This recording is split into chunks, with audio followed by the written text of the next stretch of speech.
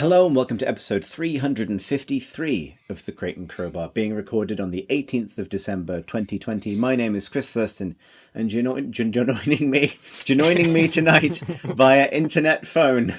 I've had literally a sip of white wine, and that's where I'm heading. Joining me tonight are Tom Francis. Hello. Marsh Davis. Hello. Tom Senior. Hello. Alyx Wiltshire. Hello. And Graham Smith. Hello. That's right. For the first time ever, we've managed to fit 6 people on one internet phone. Pip sends her regards, which makes her sound a little bit like the Lannisters, and that's not an accident. And this is also our last podcast of 2020, in which, per tradition, we're going to be rounding up our individual picks for our kind of games of the year, or just games that have meant something to us this year. This criteria is getting increasingly loose as we just sort of think about the games we've been playing. So we've got some console games in here. We've got some games that didn't come out in 2020 in here. I don't know what you want from us. It's not a definitive opinion-setting device, a list. We're just doing our best. And speaking of doing our best, we're not doing a video this year. Traditionally, we have done a video of this podcast. Obviously, we can't all gather in one place, both for reasons of geography and safety. We could have done it over webcam, but we didn't want to because we're tired. And so this is what you're getting. But we'll be back in the new year with further pods after this one. So the structure for this, the way we have formatted this in order to render a perfectly objective game of the year judgment at the very end, is everybody here has submitted their personal 5 games for the year. As I say, not necessarily of the year or of the PC. And we're going to go down the big list that this made. And then at the end, I don't know, we'll pick what, I don't know, we'll see. The first game, here to drive a big truck through this intro and make it better in the doing of that. Fucking hell. It's Teardown. It's one of the issues I've had over 9 months now of doing remote podcasts is I can't look into other people's eyes for help. It's a real... just crying for help. I'm drowning here. We can't tell. Well, we've only got your voice, your primary way of communicating to go on. I could tell a bit. Thanks, Tom. I just didn't help. Yeah, appreciate that. We're all on our best behaviour because 6 people's crosstalk town. Will we navigate it? Let's find out. Will we navigate it like the protagonist of Teardown? He knows how to navigate things that are falling apart, doesn't he? Anyone, Teardown, come on. I like Teardown. There we go. Thanks, Alyx. No worries. Wow, To the that's rescue. strong. To the rescue. Yeah, Teardown. What a game. What a game. So this is the voxel-based destruction game in which you kind of do nefarious stuff, usually nicking stuff, getting it to sorting out a route so that you can smashing through walls and kind of making a route so that you can do the thing that you've been asked to do in as short a time as possible before the timer goes down, and then you're done. And it's just this free form, just freedom giving game, which I think is the first destruction based game that I've really felt has actually delivered on the promise. Yes. It's that rare thing. It's rare in 2 ways. One, it's a game which has actually found a use for its technology thing, which the developer obviously had a lot of fun making for a long time. And it's a game which looks good in GIFs on Twitter, but is actually as fun to play as it looks like it was going to be. I feel like we've had a couple of years now of good GIF games coming out and being somewhat disappointing, and Teardown just absolutely isn't. It absolutely nails its own concept, much more than I thought it was going to. Like I liked the idea of there's a time limit after you grab the first item, and that you then have to do all the other jobs within. But I'm not a speedrunner. I don't really care for refining my time in a racing game. What I didn't expect was that this was going to be a kind of more like a puzzle game, an opus magnum style puzzle game where we could all be comparing our solutions to these problems and sharing videos of them. Yeah, absolutely. I think if you had told me it was a speed running game, that would have absolutely turned me off it. But it turns out to be probably one of my favorite games of the year. Simply because it's not. I mean, the promise of absolute destruction has been around in games for a long time, but it hasn't ever been tethered to a real purpose. I feel like this is the first time that somebody's gone, yes, but why is destruction interesting rather than just gratifying? And they've found the exact game that matches. And it's not just a destruction game or a speedrunning game, though. There are lots of other aspects to it. It's quite a varied game. There are games where you do just destroy buildings in order to get them to a certain minimal level, and there are ones where you need to actually build routes basically in order to get around the level efficiently. And there's other objectives as well, like dodging helicopter gunships and other stuff of that ilk.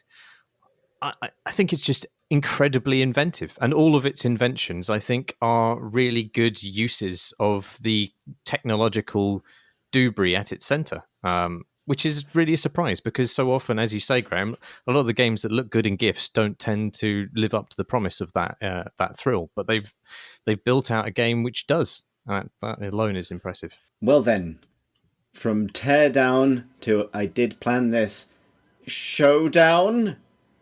As nice. we wade, thanks Marsh, knee deep into the marsh of Showdown.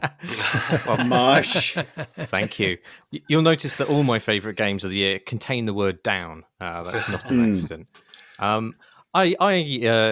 Showdown wasn't released this year, but I think we get to talk about it because as a live game, these things are always developing. But I think this is the year in which it has developed into the most perfect version of itself. It is a multiplayer FPS where teams of disgusting-looking cowboys and girls schlep through a cursed 19th century swamp where they kill big monsters and they collect the bounties from those monsters, and then they try and get out before other players murder them and leave their decaying bodies to sink beneath the swamp. We've talked loads about why it's a really good game. It's just got this amazing multi-act PvP VE design where there's these incredibly tense, sneaky, exploratory bits, and then they suddenly turn into like siege warfare, and then there's like a desperate flight as you try to get out of the map or try and pursue people as they try and get out of the map. And all along the way, there's these opportunity for ambushes and chance encounters and dramatic reversals.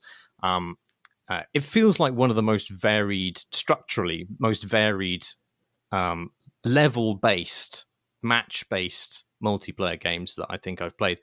But that's not really... I mean, that's partly why why I think it's my game of the year. But the other reason is that the direction that it's developed seems to be kind of like antithetical to a lot of the sort of tenets of competitive multiplayer development as they might have sort of been defined for a long period of time in the wake of, say, Dota 2, where there was this sort of widespread mistake, basically, where every game sort of wanted to be an esport. And this led to just this distortion of how games are developed and who they're for. One of the things of this, that sort of distortion is that they have dizzyingly high skill ceilings, and they have to have this constantly evolving a meta that just evolves basically for evolution's sake. So the community gets sort of avidly attached to the beats of this development, and it can reinvent itself every season. And alongside that, there are other sort of like engagement hooks, like loot or items that degrade, or highly powerful weapons that you have to put loads of hours into the game to earn. And none of these things are like bad. I mean, I suspect we're going to talk about at least one game later in which these things exist but are good. But I don't think they suit every game. And I think the result of that sort of mindset means that there are a lot of experiences that you can't make if you just design for that with your laser focus. And the reason that Hunt Showdown is exceptional is that it seems to have gone and just run in exactly the other direction.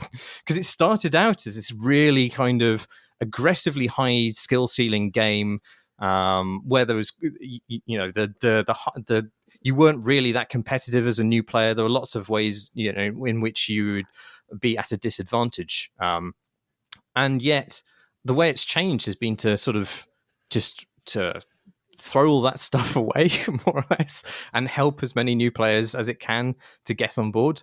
And, that weapon grind and all of that stuff is more or less gone now. Like, across the course of a year, they more or less rebalanced their entire weapon system such that the weapons you get more or less at the outset of the game are some of the most effective in the game. And they've added like things like tutorials and practice modes, and added special powers that sort of broaden the tactics at your disposal rather than just simply preferring Twitch skill. And they've nerfed like some pro player exploits. There was this thing that, really skillful players could do where they would quick weapon switch after firing a shot so that they could hit somebody with a rifle, take off most of their health, and immediately switch to one of the more accurate pistols and follow it up and guarantee a kill. But that's something I can't do because I'm shit at games. But now those motherfuckers have to wait for the recoil animation to finish, giving them a minor disadvantage on their already terrifyingly high skill level. And when that change came through, like loads of pro Twitch screamers, that's not Freudian slip there. Yeah, they declared the game was dead when that change was made. And in fact, it went on to have the biggest simultaneous player counts ever for that game. It's not that they've reduced the skill ceiling. I think there's ample space for people to be very good at the game at the highest level. I think they've just changed a lot of the way that the strategy sort of meshes with itself. So they've sort of like spread the skill across a large number of different strategic and sort of tactical vectors. So it's not just about Twitch. There's lots of other things you can do to express yourself intelligently and victoriously in the game. And this whole thing is just, they've finally made a game for me, for fucking scrubs. They've made a game for scrubs, and I love them. I love them deeply. I wanted to add as well, I don't disagree with any of that. It's also been an important game for me, particularly in the early part of this year. I think that's a spot-on breakdown of why it's good as a game. I think it's also a uniquely positive social experience as well, in its own mad, grotesque, grim, swampy way. And I'm not just saying this because I managed to get a character whose randomly generated name was Marsha Davies, a character I held on to for 6 months so she wouldn't die until I could show Marsh. But, you made the Dota comparison in terms of trends the industry follow, that this game moves completely in the opposite direction to, and I think that's right. But like Dota, I think Dota is also a game that moves completely against industry sense in terms of how complicated something should be, where its simulation should be located, what you should be asking people to learn, what's possible in the simulation, and so on. And I think because of that, it's an extraordinary, like I've said this about Dota before, it's an extraordinary thing to learn to do with other people. And I think it's a kind of a bond-forming game. And I think a lot of I'm not to skip ahead, but like a lot of the criteria by which I've chosen games this year is based on the way I've been playing games this year. And for me, games this year have been opportunities to socialize where they have been scarce, and comfort, basically things to kind of plug away at. I don't think Hunt necessarily indexes particularly high when it comes to comfort, because the bee lady will bees, but I do think it's been an amazing way to spend time with people. I think there's no better evidence for that than the fact that of all of the I think all of the Hunt Showdown duo pairings I know of have all started working on tabletop role-playing games together. As a direct consequence of spending a lot of time walking around a gothy swamp talking about how much they actually do like goth stuff, I think. But yeah, it's a great game for. It's like Battle Royales, which is a subject I imagine I'll return to at least. It's a game that is part designed game experience and part walk with a friend. And it's just also a walk with a friend with a grotesque horror component, which for me is deeply appealing. And more appealing than I would say the fantasy of a lot of other similar kind of multiplayer games. Absolutely. Some of my favourite matches have just been spent inside a bush with Jim. Yeah.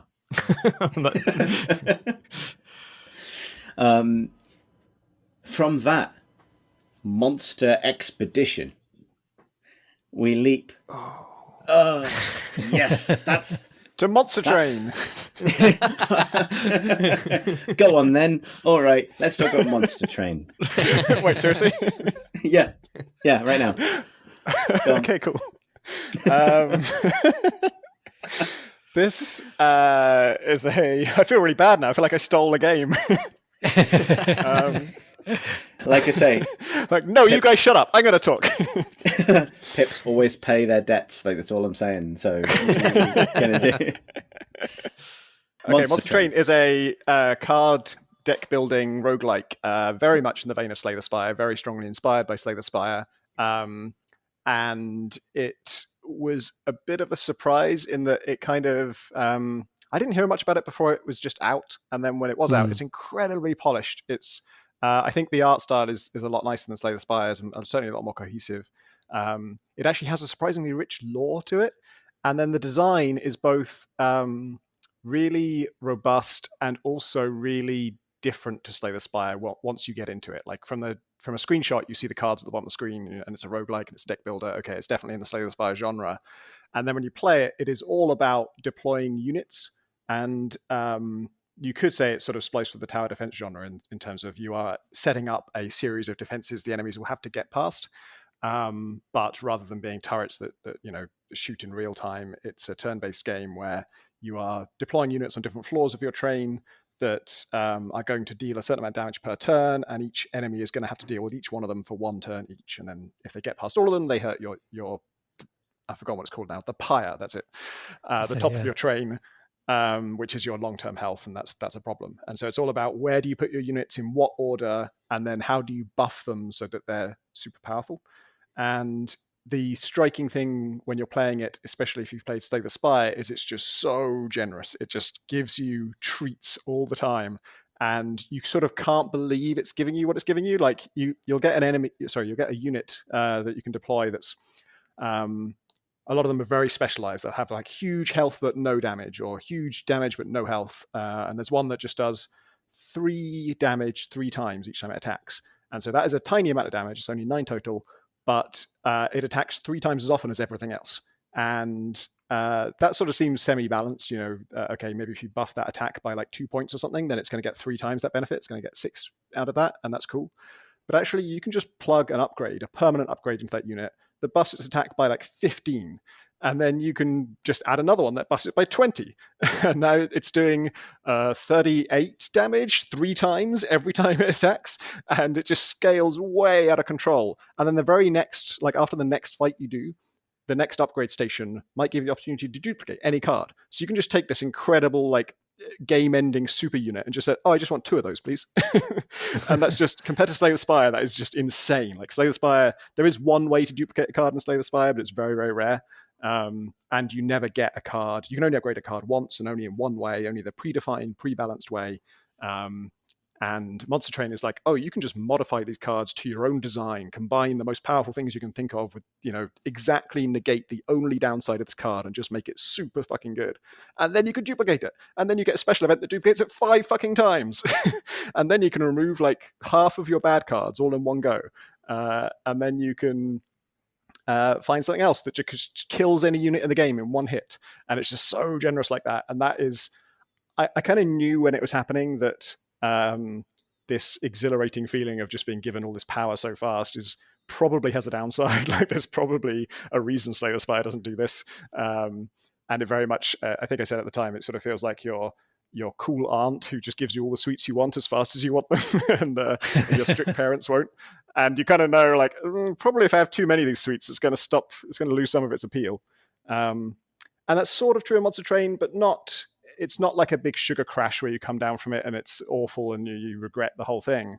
It's much more like you just kind of hit a ceiling a bit sooner than you do with Slay the Spire. Slay the Spire, I don't even know if I've hit my ceiling with Slay the Spire after all these years, because there's so much elegance to it and it's so carefully balanced and every card has its purpose. But Monster Train, I sort of, you do hit a point where it's not that I can't get any better at it, and it's not that there isn't more difficult to take on. There absolutely is. It's just that I guess I've hit a point where I don't really understand how to get better at it at this point because it's so wild. Because the differences in making the exact right choice versus the second to best choice is a tenfold difference in power. Doing the exact right thing is going to be wildly out of control because they give you so much power, because it's possible to make such wild combinations. And that sometimes those are hard to see. And especially because you're not just dealing damage by playing a card, you are playing a card that creates a unit that then is going to deal damage according to certain logic. And it's going to have some responses to what the enemy does on certain triggers that might trigger at the end of a turn, or they might trigger when it takes damage, or it might trigger when something happens on this floor. And there's all this kind of pre-programmed series of events that you need to model in your head to know how a fight will play out. And it does its best to show you the results of that. It will predict what, this guy's going to take 75 damage in this turn. But to really play well, you need to know that before it comes down to that, because by the time it's telling you it's going to do 75 damage, the enemy's already on the floor, your unit's already in place, you've already made most of the decisions you can make. And so if the outcome it's predicting is bad, there isn't always something you can do about it. And I think doing that maths in your head is really tough, and getting that deeper understanding of the game is probably certainly the next barrier I would need to get past to get more out of it. But it's, when I think back at this year, all the games that I've had fun with, that's probably the most enduring and most enduringly exciting. I was excited about the game for so long, and for so long it was giving me so much pleasure to discover these crazy things you can do with it. Just think, wait, hang on, you're going to let me do this? Oh my god, I can just do that? I can double that? I can triple that? And that feeling is just so cool. Yeah, it was a wild ride for a few weeks, and I feel the same. That sort of that chaos kind of. I'm sure you can learn it, but I enjoyed the mad rush more than I think that I was looking forward to kind of drilling into this kind of forest of details. But yeah, I actually went back to it today just to remind myself to see what have changed since, and it feels very much the same game. I think there have been some new cards and things added, but it's very much the same game. And it was really nice to return to that kind of that generosity of stuff you're getting all the time, and the kind of the numbers letting you really mess around with these sort of expansive sort of chain reactions of things going on that kind of you seem to encounter. But yeah, it's a wonderful game. Yeah, I think it's a game that I just want to play again and again on easy mode, rather than trying to push the limit of how hard I can make it. Because Slay the Spire, it has a kind of ascension system where you can keep adding extra complications to make the game harder and harder. And I probably liked the game least when I pushed myself to the limit there. Like once I got to my breaking point, it just became kind of confusing as to, I didn't really know why I lost. But when I went back to it recently, I was just like, I want to see all the new stuff. Let's just play on difficulty 0, basically. Just don't add anything extra. Let's just have fun completely destroying everything. And I think it's at its best then. That's when I most enjoy it. And some of the stuff they've added is super cool. Like I didn't even mention the factions, actually. The factions, there's 6 of them. And then you can combine any of them with any of the others. So you're always, every time you play, you're making a kind of dual class build, which is very different to Slay the Spire, where everything's very controlled and self-contained. And the factions are just so cool and so strongly styled. Like each one has something really exciting about it. Like the plant guys are always regenerating and getting bonuses for regenerating, and then all the stuff they heal deals damage out. The candle race that has units made of wax and units that burn out, and all these like really really strongly themed and kind of smartly designed things that all feel right together. And then the units that eat each other, there's like a race where they have morsels, who are little like critters that just they're units, but then they also get eaten by other units at the end of the turn, and that buffs those units, and they kind of confer benefits to whoever eats them. And one of the cool things they added in an update since launch is the champion, the star player of your primary faction. They added a new champion for the eating guys, who, rather than being someone you feed and buff him up, he is someone that other people can eat more than once. And that trait is called buffet. So all the other units can graze on him and get buffed by eating him multiple times. Do you know what is the opposite of a monster train? No. It is a man going for a walk. Tom Senior, do you want to talk about Death Stranding? I'd love to talk about Death Stranding. we've talked about this a lot because it came out on PlayStation last year, but it did actually come out on PC summer this year, July, I believe. So I've cheated to get it onto this list. And That's yeah, right. it's even more extraordinary on PC because it's a game about the atmospherics of just walking slowly over beautiful hills, while occasionally a demon tries to kill you. And there's a kind of like total Kojima nonsense that's full of just bizarre, strange imagery that's worth just seeing for the sake of just, enjoying it, even though it makes no sense. But it's a game that I've been thinking about ever since I played it. And it's a game that I replayed earlier this year and then watched Emma play it and just got new things out of it every single time I played. It's a wonderfully kind of lonely, melancholy, but beautiful experience. And the kind of moments when we're just walking over terrain is just surprisingly fascinating, even though it's going to be about like trying not to fall over, which is just the least glamorous, premise you probably give for a game. But yeah, I love it. I think it's great. Has anyone else played it on PC this year? I did, and I feel exactly the same as Tom Senior. I didn't put Death Stranding on my list of the top 5, but I easily could have. It's a game that made me homesick for Scotland. I spent a lot of time as a kid going hiking with my dad and being in the rain on the side of a mountain somewhere. And Death Stranding has good mountains and good rain. Bad rain, it's toxic. It'll age you, which the rain in Scotland doesn't do. But it's just, people seemed baffled by it when it came out on console, and it got kind of, I would say, a middling response. But I think it's truly exceptional, interesting on a mechanical level. I think it's got something to say about the modern world, and it says that thing through throwing your piss and liking piss mushrooms and all the weird, mad Kojima bullshit. And I even enjoyed the cutscenes in it, as long as they are. It is constantly surprising in a way that most games just aren't. Awesome. It sounds like a monster expedition. And if you were going on a monster expedition, you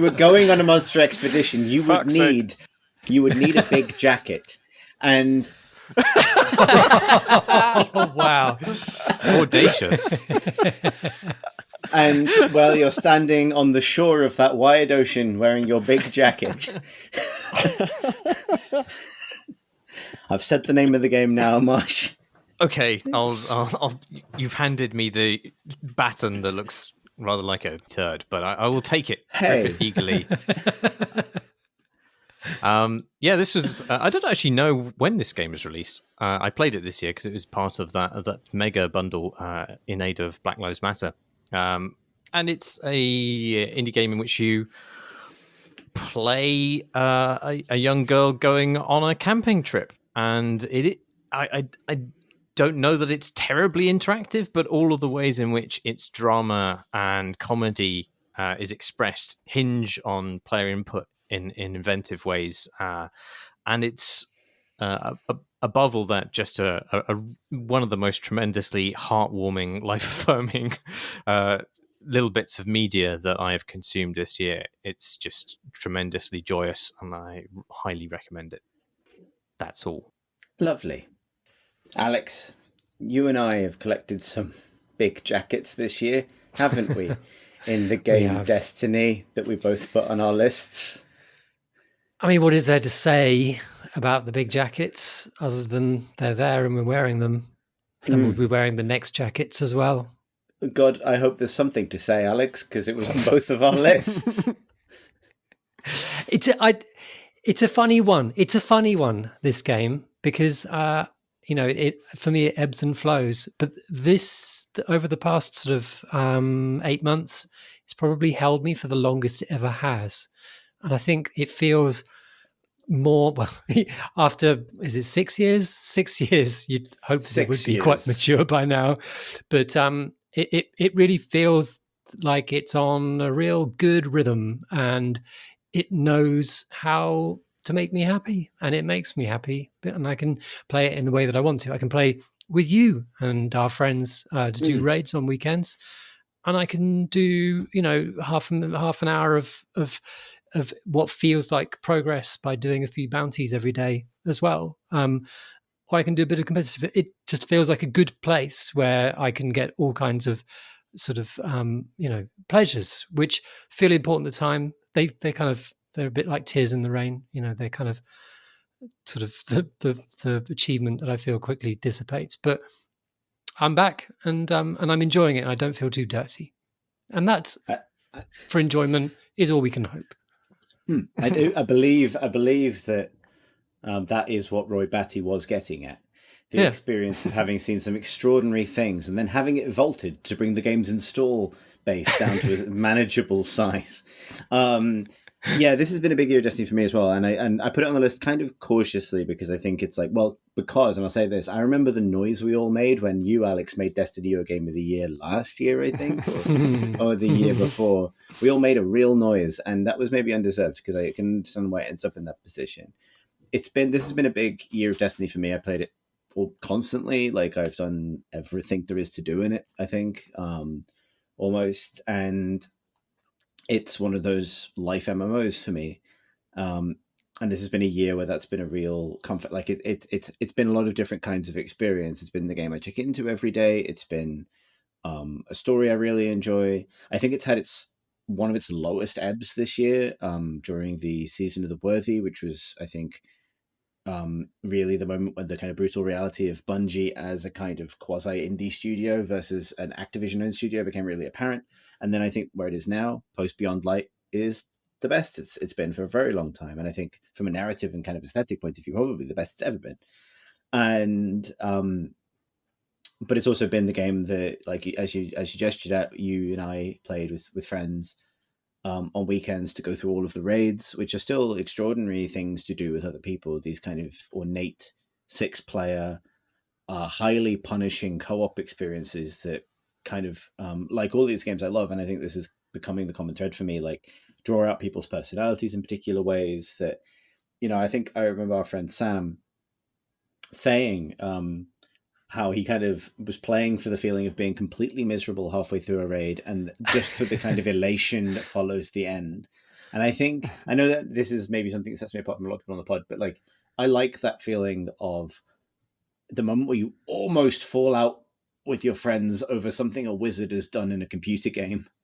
And then your actual friends, even though you are adults, and then you kind of pull it back together. And like, we've had a lot of those moments this year, but it's that game. It's that kind of, intense, sort of intensely cooperative thing, but it's also this easy kind of, feel good alien blaster.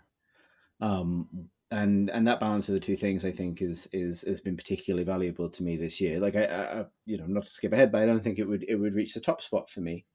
But I would say that I think the things they have done to make it more accessible for new players are a mixed bag, but overall good. In that, to the extent that this is podcast has some utility. If you were thinking about playing Destiny, they have substantially reduced the complexity of the game by removing a lot of content. The downside to that is they've removed, I think, all of the single player campaigns that were previously free.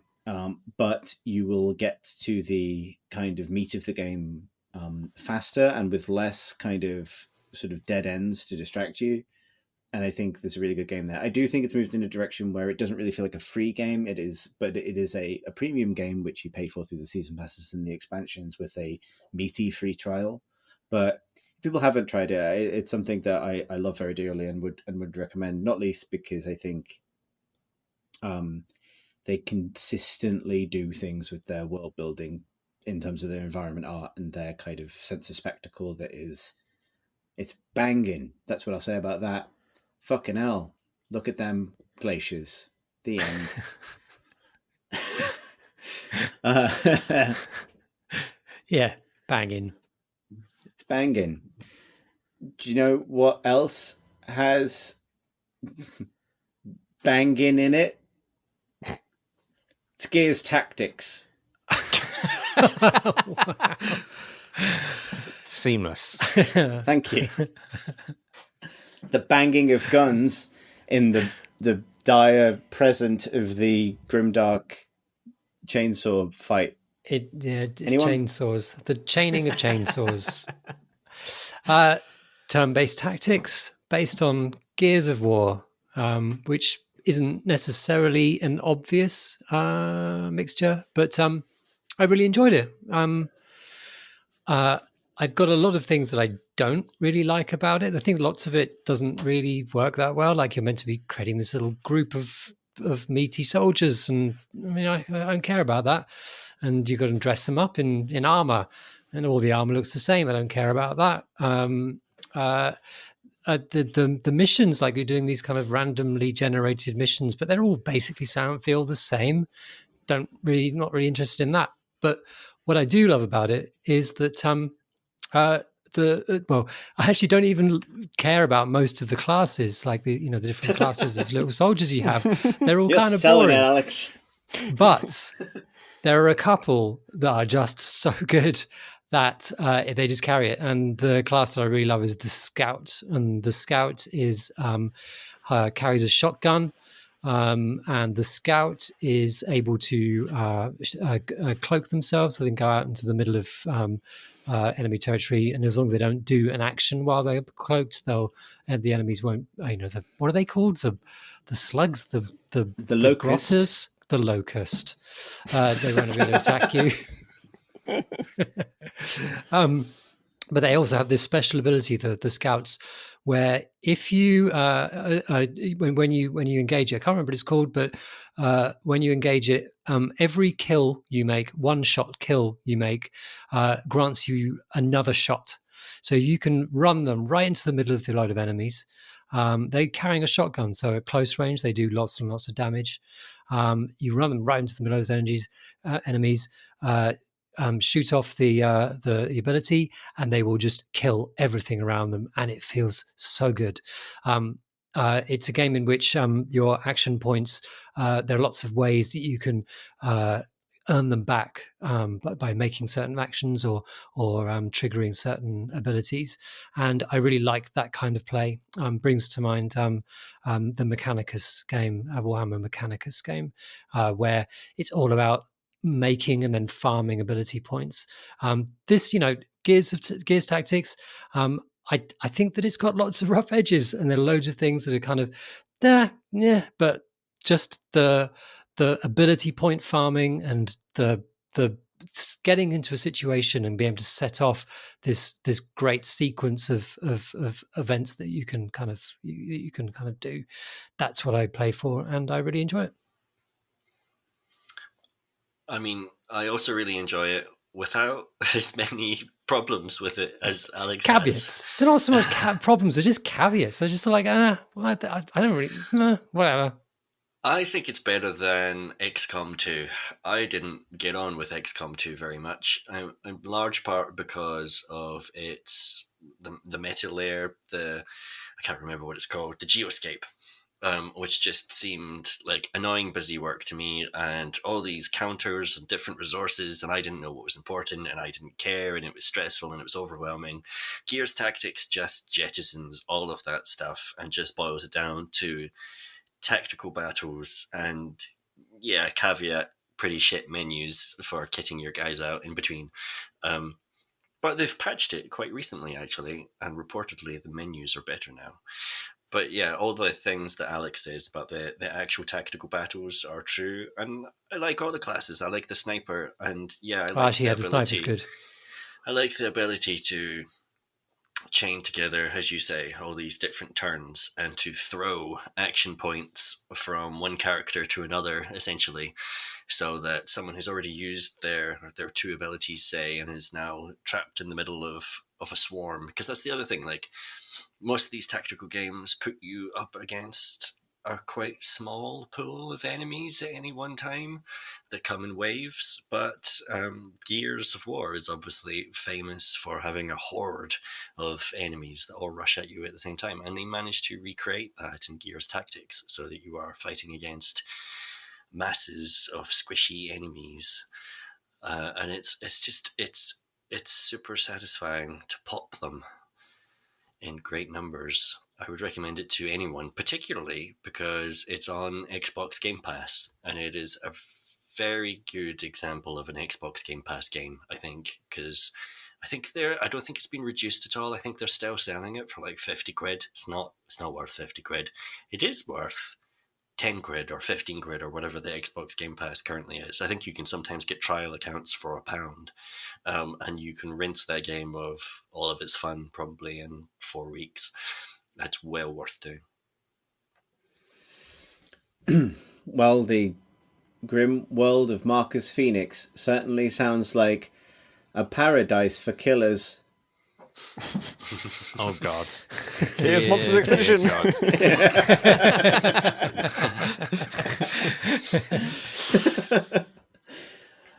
It's just an extremely good detective game set in a very, very unusual world full of strange characters. And the more you dig into it, it's more of a kind of like horror scenario reveals itself. But it's piecing together the various bits of evidence that you get out of people I just found it to be deeply satisfying. And I haven't actually finished it because I'm too scared to go into the trial because I have like 5 different ideas about what happened. Or the main thing is I know pretty much exactly what happened actually, but who precisely is responsible according to the court is what I'm trying to decide. Try to second guess that, because lots of characters are complicit in different ways. But yeah, it's just I would just play a game like that over and over again. I think it's navigating the city is irritating once you've kind of gotten used to the style of it, and it's like deliberately confusing to get around.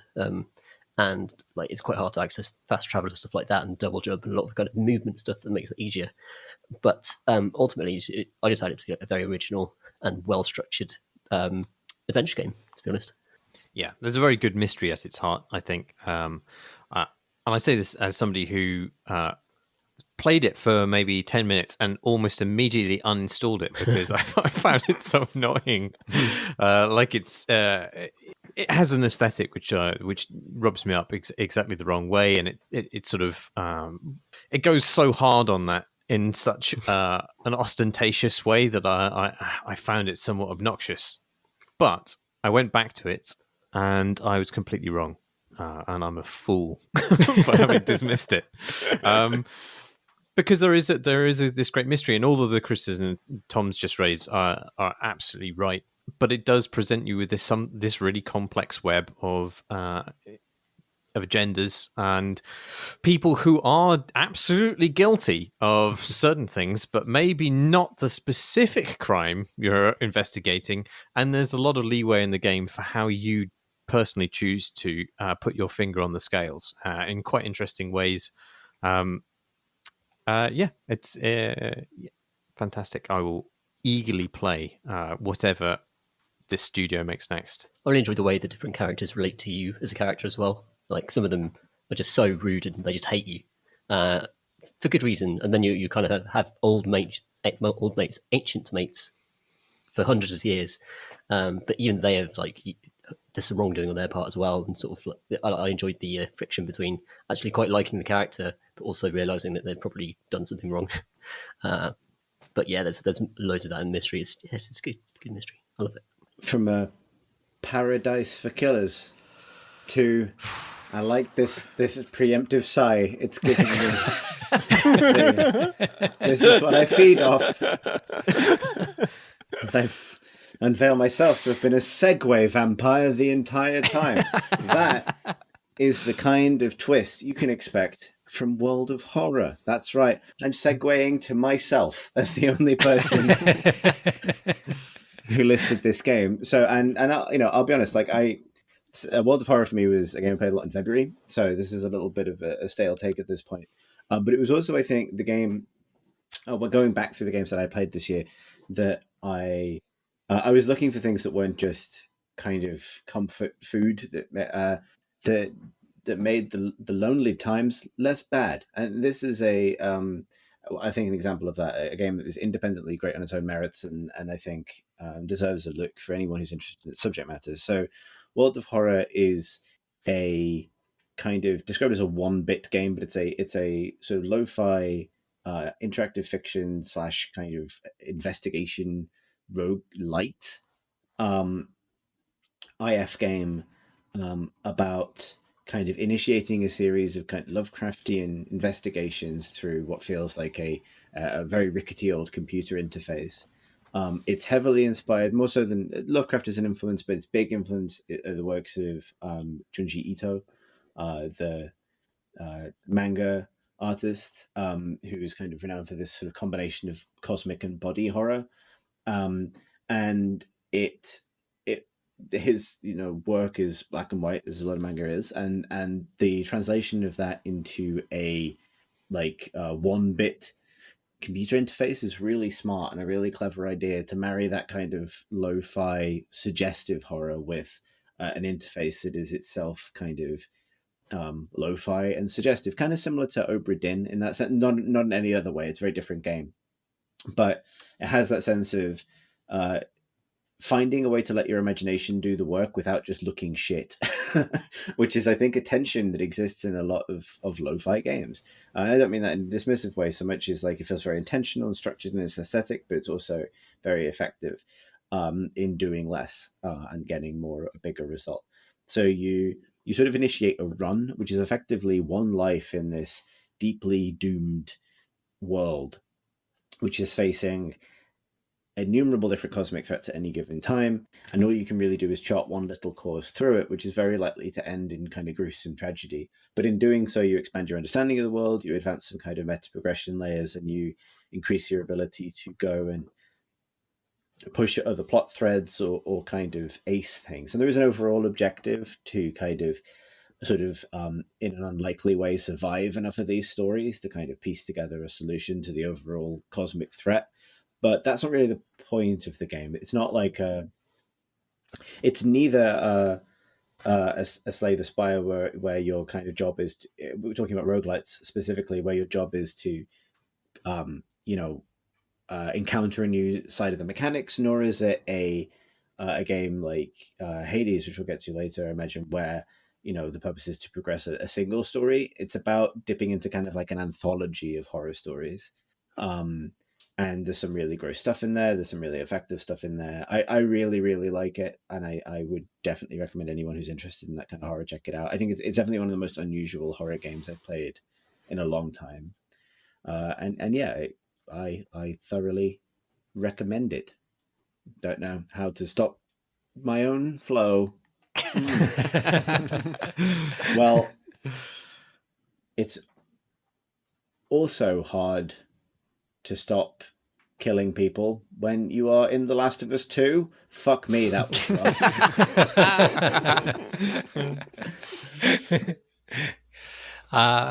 Yeah, it feels strange to me. This came out this year. It feels like it feels like a long time it came out ago, but it wasn't. I don't know. You played as well, didn't you, Tom Francis? Yeah. I put it on and I'm still in the middle of playing it. And I can only play it for maybe half an hour at a go because it's quite intense and it's pretty grim. But I think that in those little slices, I'm finding it's just the sheer artistry that's put into it is graspable. The environments that are so detailed and the play, which is very intricate, lots of options that you've got to defeat the nasty zombies and defeat the human characters that you're up against as well. That you've got lots of weapons and tools. Not that you ever meant to feel great about fighting, and I never do. And when you go through a fight and then you have the section afterwards where you're rooting through drawers and finding crafting resources and just looking around, and then you go into the next area, and that from that point then you've got another fighting sequence to go through, a couple of those in a session, and then I'm kind of done. But within those, just the sheer attention that's been put into it, the sheer, I mean, it is an artistry, It's a game in which huge, incredible experience and attention has been put into so much of it. And then it rewards you with sequences like the one where you go to a museum. You have a sort of flashback sequence where you go to a museum and explore it. And it is really, dramatically, beautifully played. The voice work and performance capture is just beautifully done. Again, the environments are just exciting and interesting to explore, but it's also doing interesting things with my expectations for what's going to happen next. I kept thinking that something awful was going to happen, and maybe it does and maybe it doesn't. And the way that it played with that, I didn't want to spoil it, but the way that it played with those expectations was clever. Those rewarding sequences are, continue to be really, really worth playing. I think that there's a lot to question about the game because of its apparent attitude towards humanity, which is really quite grim and hopeless, as it feels like now. Lots to question about the way that it was made. It was made within a crunch culture, and I don't know whether that's necessary for the sheer depth of creation that's on offer here. But played for what it is in these little snapshots that I'm doing, I think that it's one of my games of the year. Yeah, this it wasn't on my list just because of the story it tells, and especially like the endeavor you are undertaking, like what it's asking you to try to do, I wasn't on board with at all, and so that undermined it on that level. But it did have some amazing moments, and I think it has some of the best like stealth guerrilla combat in it that I've played, where just it's so well built and it's so rich in terms of how it lets you combine going prone and also aiming a bow whilst twisting over backwards and stuff, all these things that you just can't do unless you have a $1 million to spend on animation. And it successfully actually made the most of those and made them gameplay relevant and made it actually feel different to other stealth games when you're in a cool dynamic stealth situation. I also loved the moment that the first time you were being hunted by the Scar and they are whistling to each other. There's something about that scene that was so fucking chilling. Like I've never felt more like prey in a game. Like they have this special way of communicating with each other that you sort of, and these are just humans. These are not like a zombie thing. But that was one of the most effective moments of them making humans really chilling enemies. And then the other thing, this is so dumb, but like it has a bunch of puzzles in it, and it has really good rope physics, and some of the puzzles are about the rope physics. And there is one in particular that it's off the beaten track, and it's just to sort of get into a certain room that has some loot in it. That I think is one of the best puzzles I've ever played outside of an actual puzzle game, like because it's and that's not just a genre distinction, but like what I mean is a puzzle that is embodied in a realistic environment. Nothing about the environment feels contrived for this puzzle. And yet it has that perfect puzzle game logic of the elements, the rules, you have all the information you need to solve it. And I was really stumped on it for a little bit.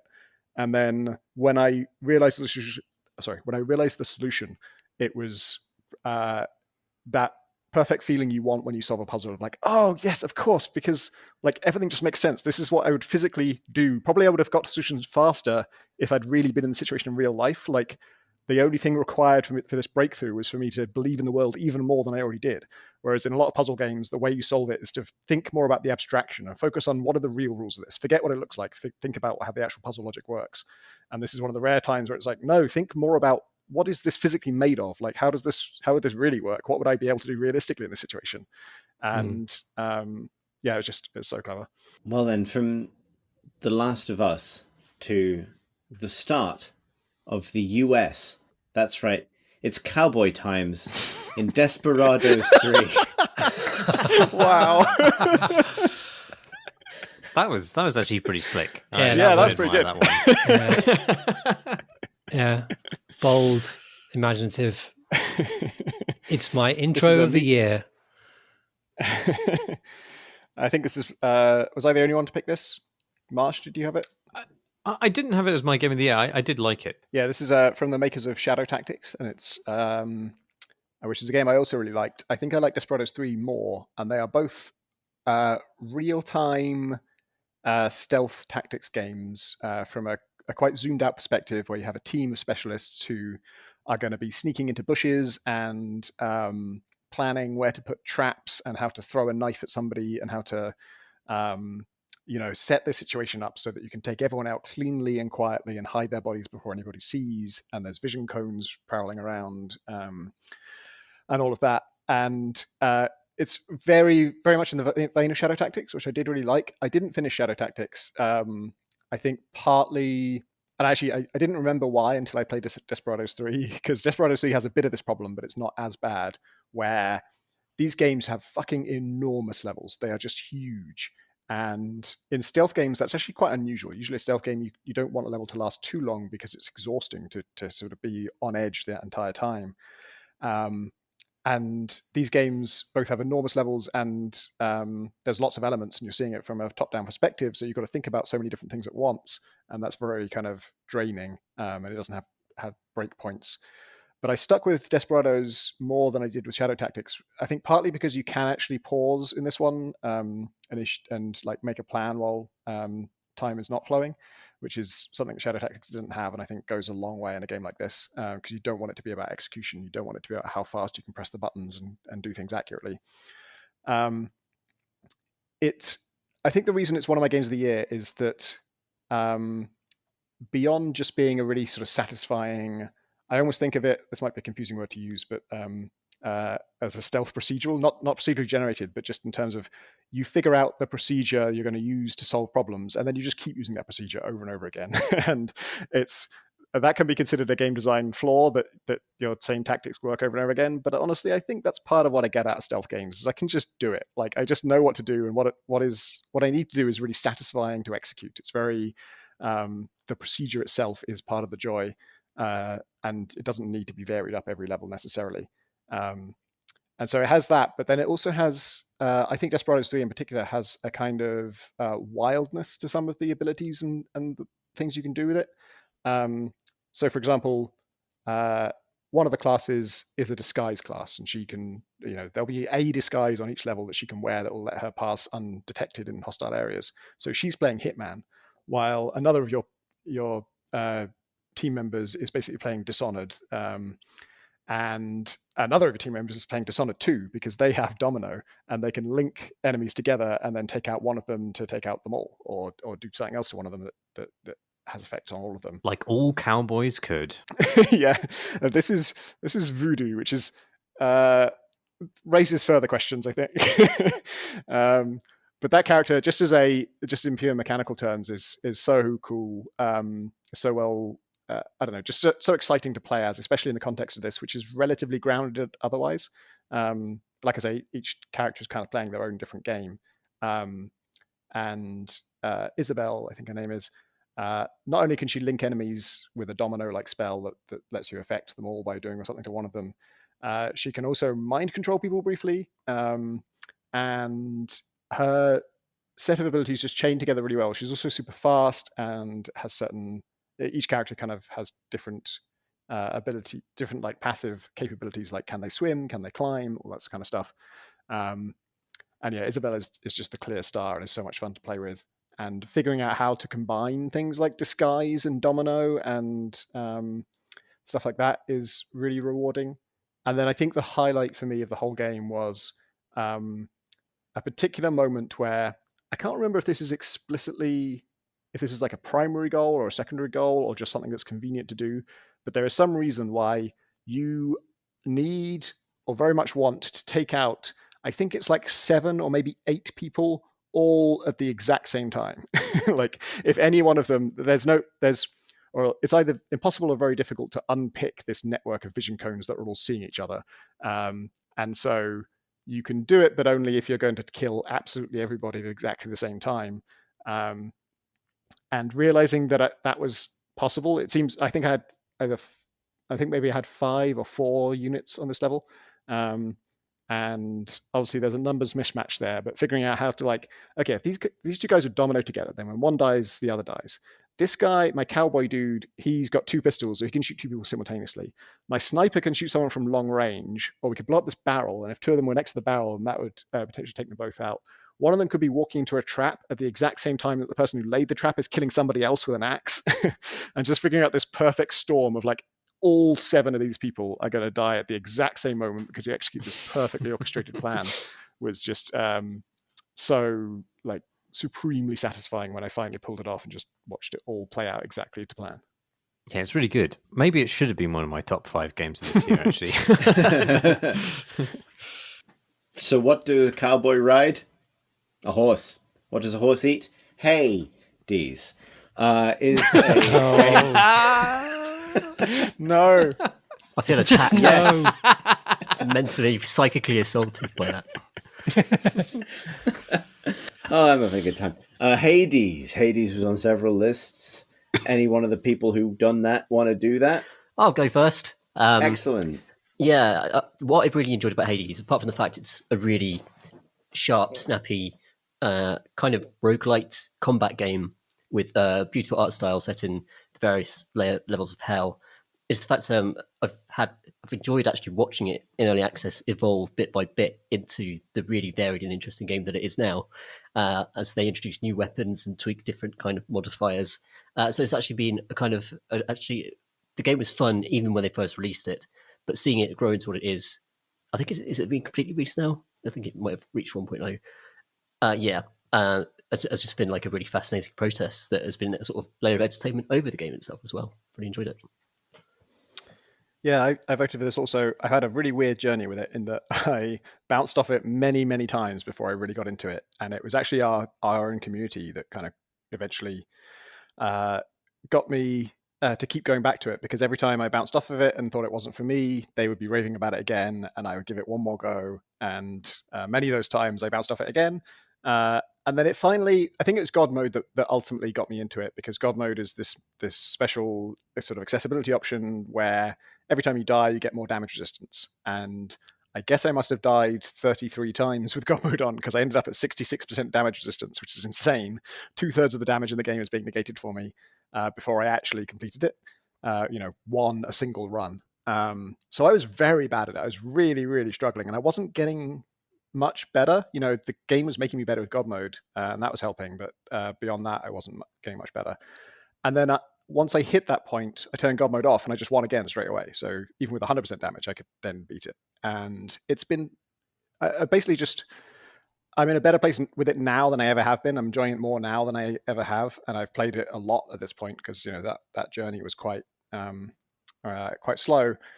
And I think just the fact that it was always getting easier, I was always making some progress, was important. And actually, the game itself also has mechanics for that. You're constantly accumulating this meta resource that you can pump into like permanent upgrades, and those actually have a huge effect. Each individual time you're buying one of those upgrades for some shadow points, you can sort of convince yourself it's not a huge difference. It's it's exciting to get it, but it's ultimately you feel like you're getting better at the game. Actually, I think the game is just giving you major advantages, especially like multiple lives and healing between rooms and stuff like that you don't have at the start. It's really interesting. I tried recently just starting a new save file and seeing how I found it coming at it fresh, because a friend of mine had done that and said that it was way more brutal than he realized. And yeah, I can, if I'm playing with all my upgrades and stuff on my normal save file, I can beat the game reliably on normal difficulty, and then you can crank it up with these heat things that add extra difficulty problems, kind of like Slay the Spires Ascension mode. And I can sort of comfortably get to about 5 on that. But then starting from scratch, I can get to the second boss, which sounds like halfway in a game with 4 bosses, but actually it's less than a third of the way, I would say, because actually the final boss is the vast majority of the difficulty. And the third one is also significantly harder. So yeah, it's just been a weird, rocky journey in which a lot of the time I was frustrated with the game, but over that slow process... Sorry, are you guys Segue, hearing sirens? Segue police has come for Chris. What's weird is I can hear it just about, but because the headphones I'm wearing to do this podcast are noise cancelling, I can barely hear any ambient noise here. So you're hearing my ambient noise way stronger than I am. Okay, I think they've gone now. Yeah, it's been a weird, rocky journey, but I'm now in a good place with it. And what's really making it work for me is this whole meta currencies, and especially upgrading the different aspects of the weapons. You are in the sort of long game, once you've won a run and you're getting into the end game stuff. It's about earning a certain kind of resource that lets you invest in different aspects for your weapons that are kind of each is an individual play style that encourages you to do something, such like, there might be one that's about using your special before using your main attack, or, comboing these things in this way, or combining these two aspects of your abilities. And because there's, 6 weapons, and I think 4 aspects for each one of those, there's just shitloads to experiment with there. And each time you sort of try one of those and you think you like it, that's all the more motive to keep doing runs at harder difficulty, to keep earning this Titan blood that you can then invest in those and make that aspect that you like even more powerful, so that then you can take on more difficulty with the heat system, and by doing that, earn more of this currency. And that's just a really satisfying kind of addictive loop. And especially playing this in parallel with Spelunky 2, which I know we'll talk about later, it really shows why it's good to have things to aim for and things to earn, and to have a run of a roguelike where you feel like you actually accomplished something and you've got some permanent benefit from it that is going to feed into your next run in a meaningful way. Also, Cerberus is a very good boy, and I like giving him treats so that he becomes my friend. Or is he 3 very good boys? I don't know. I don't know how that counts. How many dogs is Cerberus? Not that we don't have time to kill here. Is he 3 or 1? Thoughts on the floor? I say he's 2.5. Okay. I think he's just 1 dog. No, he's 3 boys. I think if you cut off one of his heads, he'll probably keep going, which suggests he is 3 dogs. But he's only got 1 name. You just call him Cerberus, Cerberus, Cerberus. I mean, if that makes him feel better. Another game that made us wonder, does this count as 3 of a thing, is Half-Life Alyx. Best one yet. It's the best one yet. Very good. Very nice. Thanks. I think it was just me that put this on the list this year. I put it on the list. I did. Oh, yeah. You Did I? Oh, then. Yes. Yes? Oh, Yes. Then No, I the thing didn't. Sorry, just no, I said- didn't. Oh, what a roller coaster this last slimy has been. I'll keep you guys posted on further changes. So Graham, yeah. So you and I both put this on this list. I haven't finished actually because I've got a new PC arriving fairly soon. And decided I was going to park it until that's there, so I can enjoy it. The ending with less falling down. But I believe you've played it all the way through. How'd you find it? Well, I was gonna say, if a revolution in VR happens and no one's around to actually play it, does it make a sound? The answer being no, because it's maybe not the best game of this year, but it's the best game of this year that almost none of my friends have played. Half-Life Alyx being a prequel to previous Half-Life games in which you play Alyx Vance, you return to City 17 from Half-Life 2. That was initially a thing that I was not enthusiastic about, because having played Half-Life 2 and Episode 1, I was sick of City 17. But playing that world in VR, like everything else about Half-Life, it just refreshes it. Like everything you know about the Half-Life series, Half-Life 1 and 2 is present, I think, in Half-Life Alyx, but feels new and is changed by the experience of being in VR, and yet at the same time feels as if it was designed for VR all along. Like head crabs, for example, are a fantastic enemy in virtual reality, something that jumps at your face when you are wearing a headset and vulnerable to the scares, unable to move your head around as you're actually moving your head around and dodge that jump or grab it out of midair as it's flying towards you, and that sort of stuff is just perfect. The game's filled with things like that. And craning your neck up to look at the Citadel, towering above the city, just gives you a whole new appreciation of the scale of it. Same thing with Striders as they're stumbling across rooftops and that sort of stuff, are newly terrifying in a way that they never were the first time around. And I love so many things about Half-Life Alyx. It's hard to pick one, but one of the things I love about it is that it brings back elements from Half-Life 1 that Half-Life 2 sort of jettisoned, mainly like Zen. Which you don't go to Zen in Half-Life Alyx, but the game takes place in a part of City 17 called the Quarantine Zone. Now, I played this game the first week of lockdown in the UK, and it was interesting to go to the Quarantine Zone while in quarantine. But the Quarantine Zone is an area of the city which is being infested with the flora and fauna of Zen, and it's a really creepy environment to explore with very interesting enemy design, the best of which is Jeff, a big brute of a monster that is blind but can hear when you move, which is like the most stereotypical horror game enemy, I feel like.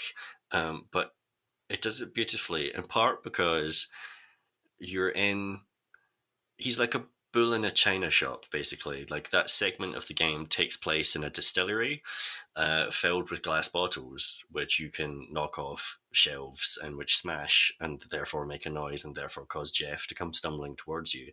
He's also got spores on his back, which will make Alyx cough in the game, thus likewise alerting him to your position. And the solution to which is to put your actual hand over your mouth in the real world so that Alyx does it in the game so that you don't cough when he's near.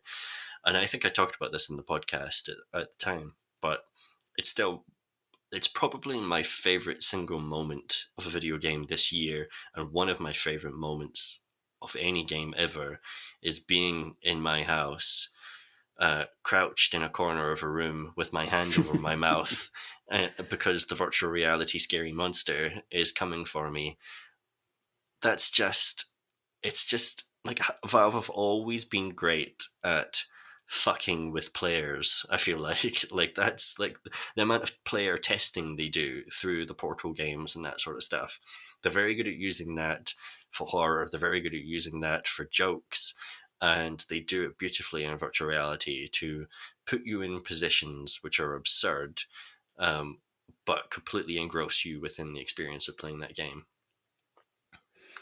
You talk now, Chris. Okay, I agree, because I think I said this at the time, but my thing that impressed me about it was that, like, it's sort of two things at once. I think it didn't feel like the kind of revolution for VR that I thought it might be, but it was every individual aspect of VR that I had seen previously done to the best I had seen it, in terms of interface and technology and engine and game design and all the rest of it.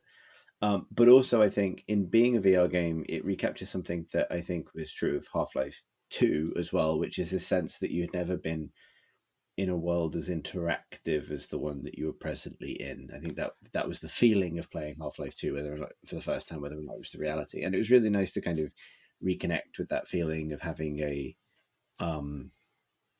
an unexplored depth of freedom when it came to interacting with the world, even if some of that freedom I think is illusory. The moment when you realize that you don't have to stick to the confines of your inventory, you can just fill a basket with grenades and walk around with it. Like, those sort of things feel good, and that's part of the big promise of VR to me. I appreciate I talked about it on the pod as part of my kind of broad kind of return to VR this year, which is a subject I will also return to. But it's definitely, I think, the best showcase of what that technology can do for a first-person adventure, and also I think the reason it works so well is it also exists in kind of meaningful dialogue with the experience of Half-Life in the past. Like, I think it would always have been difficult for Half-Life to repeat its own success in that regard without some sort of vast technological leap. And I think VR was it, really. I think we sometimes forget the role of Half-Life as tech demo, and I think Alyx really kind of grabs that and runs with it, which is really cool. As I say, I haven't finished it, so I think there's sort of there's more awaiting me, but I've really enjoyed the time that I spent with it. I think it's redemptive for some things in the previous Half-Life games, which I never enjoyed. Like, Half-Life games seem obsessed with turning you into, like, a custodian. Like Half-Life 1 has you pushing slidey boxes around to like circumnavigate electrified puddles a lot, and then Half-Life 2 has you stacking cinder blocks up on a seesaw, and the episodes have you like fixing wiring and all these moments, which I understand why they want to take a break from the pace of combat, but they make you do quite tedious like puzzles in order to continue. And Half-Life Alyx does a similar thing in that you're like an electrician going around dilapidated Eastern European flats, scanning the walls for wiring to fix. But it's so much more satisfying to do that in virtual reality. It's so much more satisfying to pick up objects in order to make your little block tower or whatever it is you're trying to do in order to be able to advance. And like you haven't finished it yet, but I do think the ending, like if you're a Half-Life fan, I think the ending is the most exciting ending of any game this year as well. And it would have been, it would have been exciting to see people discover that and talk about it all at the same time. Like it would have been the biggest deal on Twitter, and yet it just wasn't because not that many people played the game. I know a lot of you are very excited to hear an update on where I am with this. I think it might have been a mistake that it's not on my list. I think I meant to put it on my list and I forgot. Because basically I want to just second what you said about Jeff, Graham, especially that section is the best bit of this game, almost to a fault, where like the rest of it suffers by comparison for me. If, like after the Jeff section, you're like, actually now shooting people doesn't seem so cool. Because hiding from this, it's a long section with just one monster, and it's all about, you're just focused on that all the time, and it does so much with that in such a cool way. And actually, this is absolutely your point, Graham, but I'm just going to steal it. There are several moments in that section where it's got that Half-Life puzzle design where it's very skillful at making you realize what you need to do. But those moments of realization in the Jeff section are often just absolutely, your heart sinks to the bottom of your stomach as you realize, oh, you're kidding. I have to do this? Oh, no. Like, you just go into the depths of hell you just escaped to do what you need to do. What VR headsets do you guys have? I was playing on a Quest. Ah. I have a Rift S, which is the last of the kind of traditional Rifts, as far as I understand it, which will be defunct in a few years, but I'm with it for this short, brief, beautiful ride. I have the Valve Index, which disclosure Valve sent to me in order to review Half-Life Alyx with. Nice. Cool. Yeah, sorry, I was just browsing because you made me want to buy a headset. Yeah. The Quest is... people will tell you the Quest can be used for it if you plug it in with a special USB cable, and I bought that expensive USB cable. But actually, there is another way to do it with a remote desktop, where as long as your Wi-Fi is good, you can do it wirelessly. And actually, that worked better for me than the cable did. And playing this wirelessly was so fucking cool. Just being able to walk around my whole room without worrying about a cable was really good. Oh, damn, that's awesome. I played it role-playing as someone who's terrified of tripping over the invisible snake that's behind them. And that's been very effective for me. There's a really logical segue from Half-Life Alyx, so I'm not going to do that. Obviously, Alyx is a character renowned in the Half-Life franchise for being best friends with an enormous robot dog. Guess who's best friends with a robot horse? Is Tom Senior, I guess. I love my robot horses. Yeah, thank you for understanding where I'm going with this. You hack them and they love you forever and then get destroyed by a much bigger horse. And that is Horizon Zero Dawn in a nutshell. Yeah. Woo! It's it's a kind of a post-apocalyptic open world game. But one of the more interesting takes on that, I think, especially when you eventually learn why the world is full of robot dinosaurs and robot horses and robot versions of animals, that kind of thing. It features just a fantastic protagonist called Aloy, who with just a brilliant performance on her, and like she's just a great character to play. The robots vary from just being the same size as you, little sort of velociraptor type things, to just being these towering monstrosities that you can nonetheless chip down and blow bits off them with specialized arrows that you craft. And while the combat and the stealth feels quite clunky initially, once I'd actually gotten used to it, I found it to be like just an absolutely it just such an indulgent and absorbing world to explore. And I enjoyed the combat so much that I bought the expansion and just cleared it in a weekend because it's just so good. And it had some optimization problems on PC when it came out, but it's had a few patches and things. So I gather it's actually running a lot better now. But Horizon Zero Dawn 2 is out next year, and that will probably, I like it so much, I'll probably buy a next gen console for it. So yeah, that's how much I like it. Yeah, that's probably one of the deciding factors for me to go for a PlayStation 5. Because yeah, absolutely agree. And it's for me, I think it's probably the best combat in an open world game. I can't think of another open world game where I really like look forward to the fights, because they're going to be both like exciting and dramatic and actiony, but also strategic. And like, I love that feeling of you come across some huge robotic beast and you stop and you bring up your journal and you read up on what it is and what the component parts of it are made of and what kind of damage is going to make that blow up in some kind of massive secondary explosion, and then figure out, okay, I've got to equip this kind of arrow and I've got to really make sure I like isolate that weak spot, wait till it's turning around so it's in the right state that I can hit its exposed underbelly, and then that'll set off this explosion that's going to deal damage and set fire to other things near it. And yeah, that feels so strategic and so cool. And when you gain expertise. So if I see the robot crocodiles, I know exactly how to just murder them after about 15 hours, because I just know exactly what their weaknesses are. And just like learning that, and like, so I've often said about open world games is that often they have like an 8-hour long combat system mashed into a 50-hour game. Whereas I think Horizon Zero Dawn's combat system pretty much matches its length. So you're just always discovering new things and new weaknesses in the enemies. That actually keeps that combat system interesting. And also, there's just fantastic sort of bow variants that you can use and traps you can lay and stuff like that. That once you get used to the system and the pace of it, I think it's just splendid. And having said that, it's very, very guilty of just absolutely overwhelming you with map icons.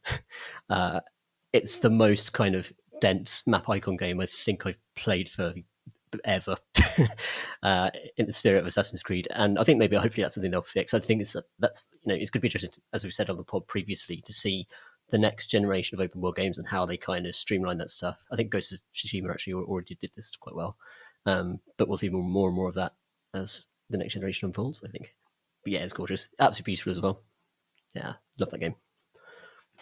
Horizon Zero Dawn, very good. It's a monstrous expedition across a futuristic landscape, learning as you go to carve apart mechanical monstrosities with your own expertise, a bit like the game Hardspace Shipbreaker. Graham. This was a year for breaking things apart in methodical ways. Teardown was one such example. Hardspace Shipbreaker is another. Is it Hardspace Shipbreakers? I can never remember. I copied you the way you wrote it in your email. So for the benefit of this pod, it's Hardspace Shipbreakers. It could be Hardbreak Shipspacers. Yes. Which is an early access game in which you are a menial worker in space. It's kind of a cyberpunk game, in fact, because it starts off with you in a rinky-dink little apartment in the future on Earth, applying for the job, and those menus at the beginning of the game are utterly deafening. All you can hear is noise coming from 1,000 different directions at once. Your neighbours above, below, next door, sirens outside the window. It's basically like Tom's flat. And you just desperately want to get through these menus as fast as you can, and in which you sign away your entire life, your DNA, everything, and begin your new life amongst the stars. But you're not going exploring. All you're doing is taking dilapidated ships that people don't want anymore, and you're going at them with a laser cutter. The laser cutter is kind of like exactly like the weapon in Dead Space, but instead of cutting off monsters' limbs, you're using it to slice apart rebar and bits of steel in order to dismantle these ships, and so you can reclaim the metal and the precious cargo or whatever else inside in the most efficient way possible, without accidentally blowing the ship and yourself up in the process. And it's really methodical and really relaxing, basically, to just put on a podcast, such as the Creating Crowbar, because I listen to that when I'm not on it, and just go and tear apart some ships, take some panels off. And like, I love spaceships generally, but this is by the developers of Homeworld Deserts of Karak. Karak. Yes, and I believe some of the developers of the original Homeworld games. And so it has that sort of ship design, where they're kind of like, is it Chris Foss that's the concept artist that's famous for these kinds of spaceships? Yeah. Where it's like flat color, quite sharp geometric shapes. And you get, obviously, I love those strategy games, but you get a more intimate relationship with something if you break it apart. And if you've ever looked at a watch, if you've ever looked at a watch and wondered how it worked or whatever, you get the cliche of someone who takes apart the watch in order to work out how to put it back together again. You don't put these spaceships back together again, but it is really interesting to take them apart, and you get to know particular kinds of spaceship.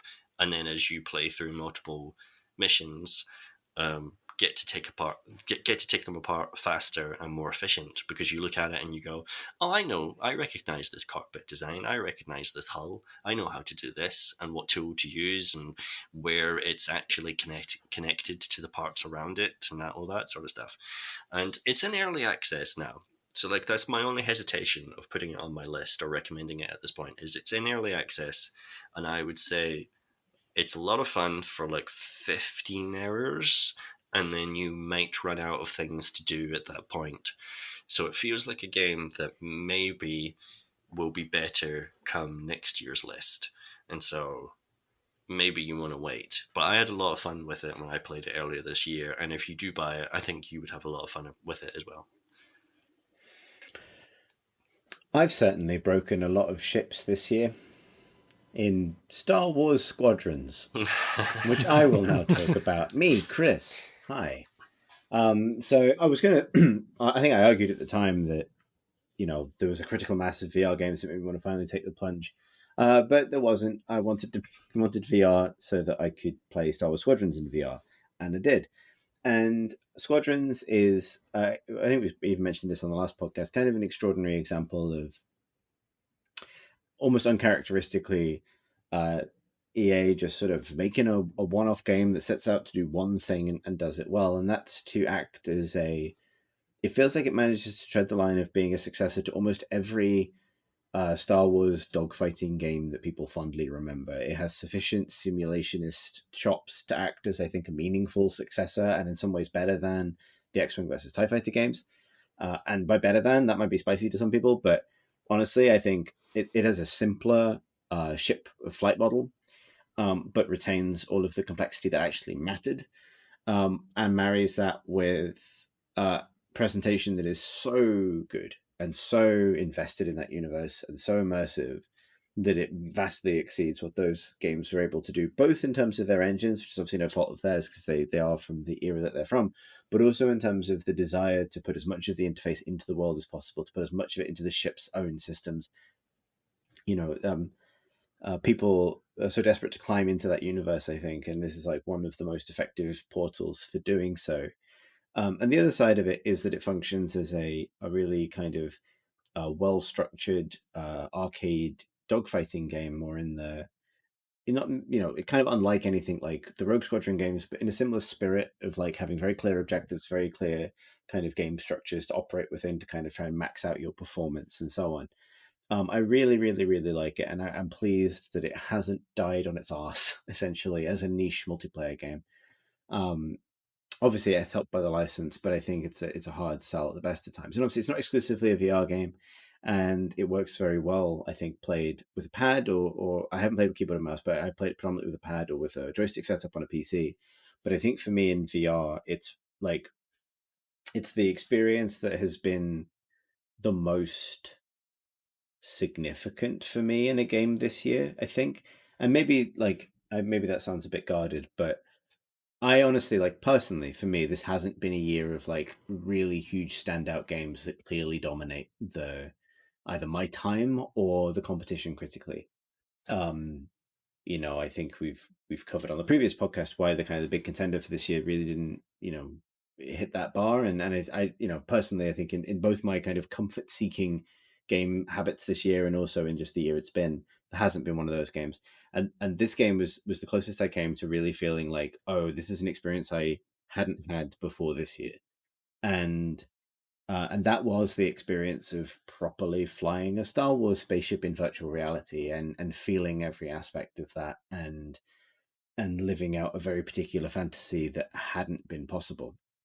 Like I said earlier, I've got a new PC on the way, and while we've danced around the word cyberpunk a little bit on this podcast, but like while cyberpunk is something I would like to play when I have a new PC, I fully intend to replay the entire Squadrons campaign because, like the games that it's sort of echoing, it has this really robust 10-hour story-led Star Wars dogfighting story with loads of really cool scenarios in it and really cool moments and reveals and things to fly through, that I want to experience again with a new setup. And that's not a feeling that many games have caused me to have this year. This and Alyx, I think. And I would put them on a par with each other as demonstrations of what VR can actually do. I think particularly, we've talked many times on the podcast about how VR is very good for cockpit games. And but what I think has been missing is a game like this. Elite Dangerous is the best example of what currently exists, and I love Elite, but it is also a massive investment, and it's a hobby unto itself. It's this huge project that you've got to undertake in order to get the most out of it. You can get the experience of, oh, I'm small and space is big very quickly, but in terms of like yielding those like really exhilarating moments of like flight and speed and dogfighting and all the things that are kind of elicited by that fantasy, it's slow to deliver that stuff. No one else, as far as I know, has really delivered at a high presentational level that fantasy in this way, and the fact that it's married to the kind of the license most people's minds go to when they think of that is great, and I'm really glad to see that it's getting support. So yeah, Tom, I know the senior, I know you played it, but I don't know if anyone else did. Like, it seems to have flown under the radar somewhat, but it's definitely one of my games of the year, if not my game of the year. I loved it. I think they nailed the combination of arcade simulation kind of hybrid, where you can just sort of blast your way through and enjoy the brilliantly rendered sort of Star Wars universe. And they really get it. But if you want to actually go the extra mile, you can actually get really good at controls and unlock an extra layer of skill, which I have not yet managed to do in multiplayer. But yeah, I think it's a lovely little game. I think it's brilliant. Also, hopefully, it will like open up the door for more space games if it does well. Yeah. Star Wars, obviously famous for being a hybrid of Western and samurai cinema. Do you know what else has samurais in it?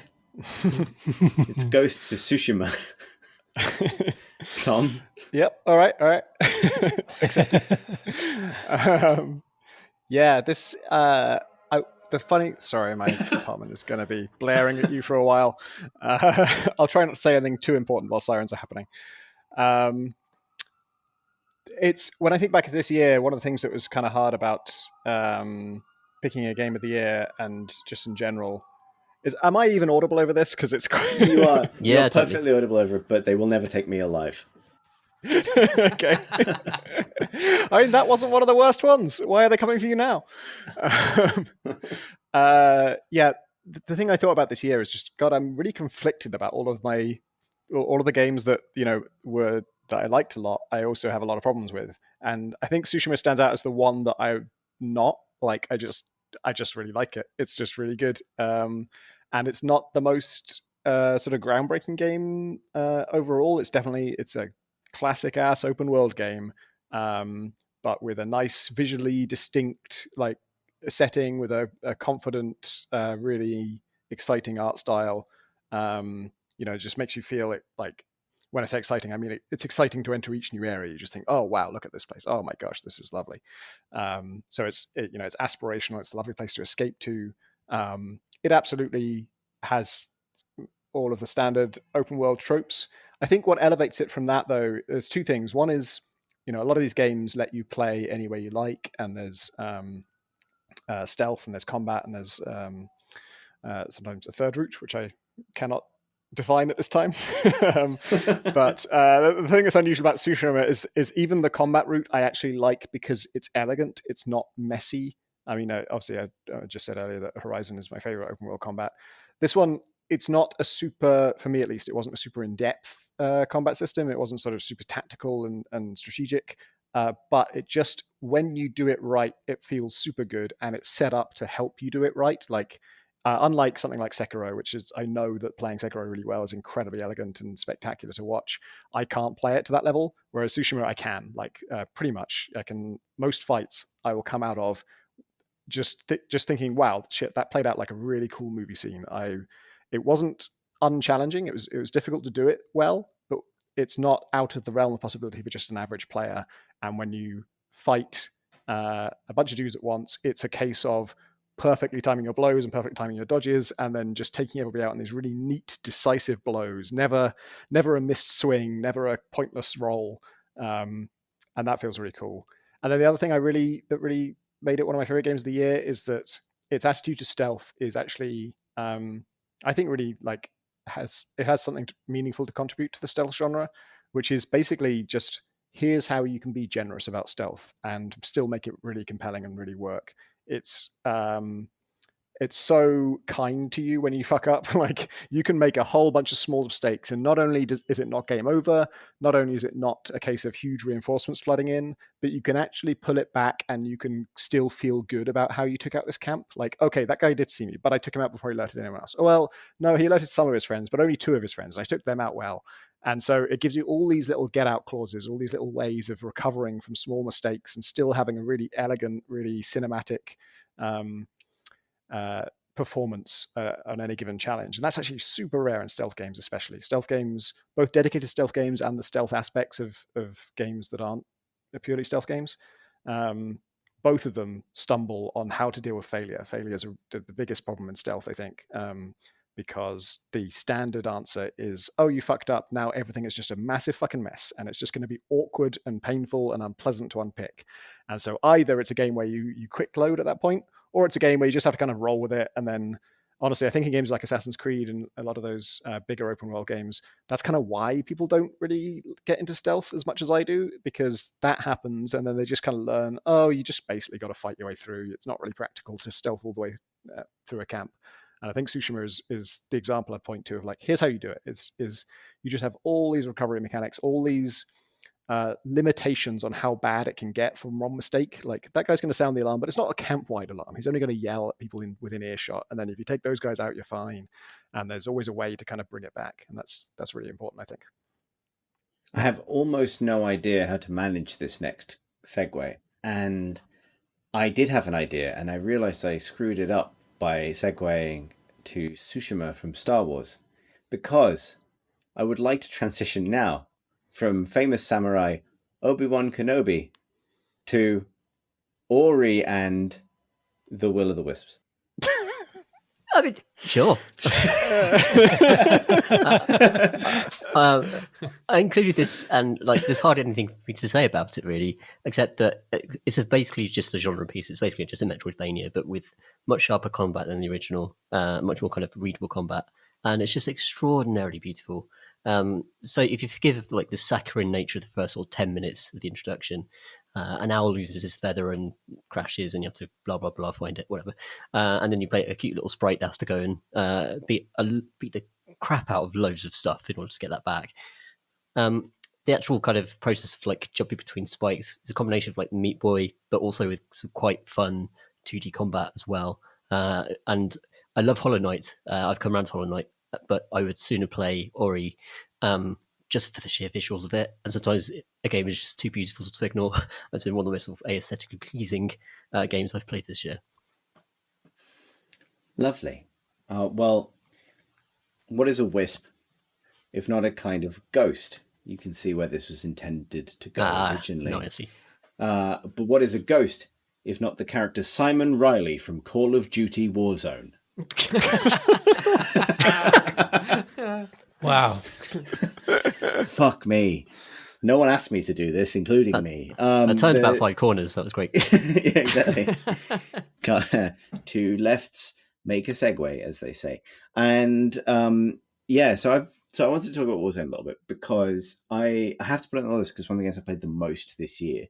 And as I've talked about it on the pod before, I think it exists in this weird place between being the most garish, mercenary, cynical like output of our industry in some ways, like this, like in some ways impressively so. Like everyone knows what they expect from Call of Duty, but I, coming back to it after a few years of absence, certainly didn't expect the kind of 90s like edgy sticker album vibe presented, as far as I can tell, in almost all cases, unironically, to be so present. I don't know what that vibe means to a younger generation. I don't think it's deliberately appearing to my retro sensibilities. It is this sort of tacky free-to-play behemoth in one sense, but I think on the other, it is also like, for my money, like the consistently most entertaining of the battle royales. I'm exempting Hunt from that fight because Hunt is a classy beast all of its own, and Warzone is not classy. But Warzone, I think, captures a lot of what I have always loved about daft, high silliness, modern military action fantasy, basically. It has Battlefield's sense of scale and possibility, but also that air of like kind of GoldenEye-ish trap setting and kind of assault kind of planning sort of FPS shooter thing, which means a lot to a lot of people, and it means a lot to me as well. And it's also been a game that has provided a kind of an enduring kind of social line this year in terms of a place to hang out, in terms of a kind of series of structured but different every time adventures to go on. And a lot of that, like, that sounds kind of highfalutin. A lot of it boils down to the fact that it's like a certain combination of like military action FPS elements that are just fun to play with. And they're helicopters and C4 and rocket launchers and sniper rifles. And I don't know why it took this long for a company to throw together those elements in the battle royale context. Because I also think I kind of like get a kick out of regular COD multiplayer, but for me it can feel quite grindy and samey, and it's not possible. It feels very hard to pull yourself bodily above its kind of skill middle. Maybe that's just me getting older, but Warzone feels like it inherits all the things people kind of love about COD in terms of its tactility and the fun of using its various gadgets and weapons and things, and applies it to a setting where that stuff has space to breathe and has space to kind of create interesting situations where a claymore is not just a thing you pop down in the hope of triggering an extra kill in your kill streak every once in a while, but something you use to meaningfully block off a door. And there's that level of tactical play, but it's also married to this game that's capable of being profoundly silly. And allows you to kind of express your own play style, which might be defined as we're not getting out of this truck, but is really, really good. Like it's been a big part of my year, and I think I would be dishonest not to include it on the list of games that have meant something to me this year, because like, God, its characters are so ludicrous, and this week it got its big update. It got a new smaller map, and it's gotten all the Black Ops characters now, and they're indistinguishable from the other characters because it's just army people. And it's kind of grim and adolescent and daft, but it's also, I think, just secretly good in a way that it almost doesn't have any right to be, but kudos to them because it really is. Wow. Big old take there from me. What a expedition this whole podcast has been. Oh my God. Monstrous expedition. But there is a game we have forgotten, and it is Spelunky 2. I thought it might be going this way. Graham, do you want to go first? Sure. So, Spelunky 2, I probably like it less than Spelunky 1. It's also made Spelunky 1 wholly redundant. I can't play Spelunky 1 anymore. It looks like trash. It's a trash game. Spelunky 2 is a roguelike platformer, which brings back a lot more elements from the first game than I was expecting. you're going to go into most of the same zones, you're going to encounter most of the same enemies, you're going to die in a lot of the same ways. What it does, though, is on top of that, it adds some new enemies that make you rethink the way you approach some of those levels. It adds new worlds, it adds new secrets, and it's a game I have a weird relationship with. Like, I've probably played Spelunky 1 more this year than any other year of the last 8 or something like that, because during lockdown I got back into it and I started playing the daily again every day, and I was really enjoying doing that. But I was only doing the daily, and my skills at that game had atrophied a lot, and so I was relearning how to play it, and I never completed it at all in those like 3 months of doing the daily on a daily basis. Whereas with Spelunky 2, I've played it for about 160 hours now, and I've got good at the game. And this has sort of somewhat ruined it for me, because I feel like I've popped out of the top of it. Like, I completed it 6 times in a single week, and at that point, just felt like, oh, I'm playing this game compulsively at this point, because I've always played Spelunky compulsively, but there's now nothing more for me to do, because there's all this secret stuff that I'm never going to be good enough to get to. Yeah. I'm never going to have the patience for. And I feel like there's this huge gap that didn't exist in Spelunky 1 between, hey, I'm good enough to complete the game, and hey, maybe I could be good enough to do the secret stuff. And so, for the first time in like over a decade, I just feel like I'm done with Spelunky. And yet at the same time, I played it for 160 hours and I really enjoyed most of that time. And the main thing I want to praise it for is it reminded me of something I'd forgotten about in the original Spelunky. Because like Spelunky is a game that's really satisfying, because you look at a scenario and all the enemies in it are going to behave a particular way, and you can sort of simulate it in your head and then try and enact your plan to overcome it. And sometimes you fail in the execution, but it's always satisfying. It's always somewhat predictable. You always know what you screwed up when you died, and so that's a really satisfying challenge to wrestle with. But when I first played Spelunky, the freeware version, there was also this feeling, a really exciting feeling of discovery to it. Like, when I first played that game, going through the first 4 levels in the first world, I didn't know there was a second world. I had no idea. Like, it was just a bunch of people on the TechSource forum playing this freeware game that someone had posted. Well, Derek was running TechSource at that point. But, when I came into World 2 for the first time, I was like, whoa, it's a whole new tile set. It's a whole entirely new set of enemies. What's this fucking frog? Oh, I'm dead now. Like, you died instantly upon arriving at World 2, and then repeated that when you reached World 3, and repeated that when you reached World 4. And so there was this great fun of exploring that game and learning its systems, and being surprised by it. And I'd forgotten that was such a core part of why I loved Spelunky, because that was 10 years ago. And obviously, I'd seen everything the game had to offer in over the course of those 10 years. So Spelunky 2 brought that back. And that was really exciting. It was really exciting to go to its new worlds for the first time, to encounter its new enemies for the first time, to learn, oh, how does this work? How does this tweak the system? What can I do with this? How does this object, this new item, interact with this other thing? And that I've rinsed it now, and therefore feel done with Spelunky. I don't want to let cloud the fact that I had so much fun with it for so much of the time I was playing it, and it's probably, if I'm being fair, my game of the year.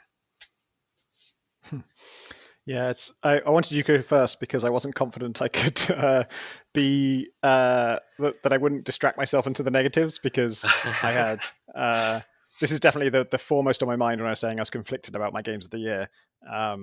Because on the one hand, it seems this is the follow-up to one of my favorite games ever, and it retains a lot of what makes that special. And as you say, in some ways, it looks so much better and it feels better to play, and it's hard to go back to the original. It improves on so much. and yet I'm full of conflicting feelings about it. And I think I'll start with positive, and that is like, I think I had about a month of really enjoying it, because my initial response was, it's so hard and so brutal that I was having just a bad time with it when I first played it. And then I broke through that first skill barrier of just like, when a mole shows up, am I permanently dead? That's the first skill barrier, because they were so problematic for me initially. And you get to that point where you have a handle on the basics, and so you can often make it through the first world, although even then my success rate is way lower than it ever was in Spelunky 1. And then there's about a month there where we were all doing the dailies and we're all talking about it every day, and it was really exciting just to like have that. I mean, that's why it's on my list, and that's why it's high on my list. Is it was a community thing. It was being part of a group of people who are all doing the same thing, and especially in these times, as we've said on many games so far, that connection is really valuable this year. And it was a lovely thing just to be part of this social group, all playing the same experience. I'm still kind of obsessed with just the ideal of Spelunky dailies, as much as the actual reality of them, is just this idea that there's something we all do every day and it's the same for all of us, and we compare notes on how we fared with it, and that's always really rewarding and interesting. And when it's a tough day, you get to find out if it's a tough day for your friend. I think multiple days you and I, Graham, had the thing where like we had fucked up horribly, and then we found out the other person also fucked up horribly, and we're like, yes. I'm so glad you had a miserable time with this. It's always a comfort. Misery loves. Yeah. And then there's lots of things I do love about it. The ghost jars are a really good mechanic, where it's a perfect risk reward thing where you don't have to fuck with them at all, but if you do, and you're very strongly incentivized to, you bring it upon yourself, and you know the risks, you know what's going to cause the ghost to come if you drop that urn. But if you don't, you get 5,000 gold, and that's really important early on. And so I've really enjoyed the times that screwed me. I've had a bunch of really good deaths where, I knew the rules, I knew the mechanics, I just kind of forgot in the moment of what I was doing, and they combined in a way that was just really funny and had that comedy value. And then I think at the end of that month, that was when it started to get to the point where unlike you, I didn't break through a skill barrier. I don't think I didn't get significantly better at it, and I can't reliably complete it. I think I've only completed like 2 or 3 times ever. And like you, the secret stuff is just out of my realm of possibility. I'm never going to get to do it. And at this point, it's sort of exhausting to try. And the thing that's limited my enjoyment now is just that it is tuned so harsh, it is tuned so hard that I will die on the first world so often. And the ways, that's dispiriting in itself, but also the ways to avoid that, the way to get better at that, is to be even more anxious, even more terrified, even more on the edge of your seat from the word go, from level 1. You've got to be so fucking worried about everything. Like, there's a rock. Oh my God, there's a rock near a trap. That could like bounce off and hit me in the head and knock me over. And it's just exhausting to be like that. And I don't mind that in World 4. When you get to the temple in Spelunky 1, you are absolutely on the edge of your seat. There's no question. I certainly never got to the point where that wasn't a terrifying experience. But that's World 4, and you get there, 1 in every 6 times or something. And it's right that you're on the edge of your seat. And I think Spelunky 2 is tuned so harsh that you've got to be that way right from the start. And I don't think I have the constitution for it. And so it's sloped off now. I'm not playing the daily every day. I think I've probably kind of had my time with the game. But it was a whole month, and it was had some amazing experiences in it, and it was exciting. I don't think like the prospect of getting to a new world, it never quite felt as exciting to me as Spelunky 1 did. That thing of like, I've never been to the jungle before, and it's this whole new world. Here, I kind of know what a new world is, and okay, this is a new color, and there's some new enemies, and I don't know what spikes look like in this world yet, so I die 6 times to them. But the exciting thing in this one, I think, was the secret stuff is more exciting than it was before, because it has a kind of logic to it now. There's a kind of, it's still not entirely logical, and a lot of it you do need to be told to understand or just guess. But there are some things like the crown and the sword. I won't say any more than that, but just, I love when there's a little bit of logic to it, when you think, oh, I wonder if this interacts with that, or, this thing seems like certain death, but what if I had this item? And that kind of meta puzzling of figuring out, why this is set up this way and what you're supposed to do with it, when that's outside of the critical path, when that's not what you have to do to progress, there was a real magic to that, figuring out okay, I know about this item. I don't know what it's for yet, but this thing later in the world, if I ever had that item when I got there, I wonder if there's an interaction there. And that was a really exciting process to discover. Spelunky is a word that begins with an S and has a K in it. So is soccer pond.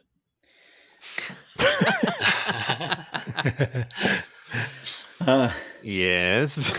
We could use that tenuous link as an excuse to talk about a game that came out this year, a monster's expedition through curious exhibitions, puzzling exhibitions. Fuck.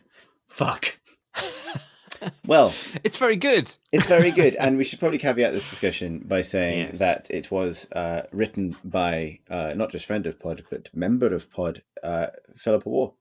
That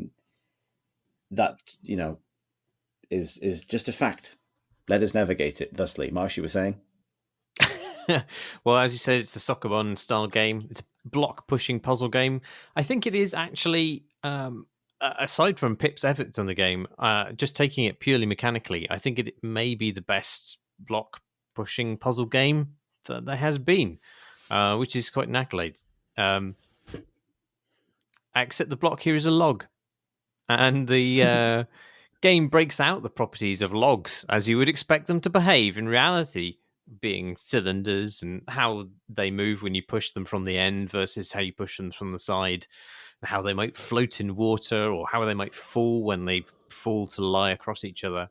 And it breaks out all of these different things that you intuitively know, and turns them into really well-defined puzzle conceits that are both precise and predictable in the way that they need to be for a puzzle game, but also rooted in something that you just fundamentally understand. And the way that it develops each of these new conceits is just, it's so generous in the way that it tries to bring you with it.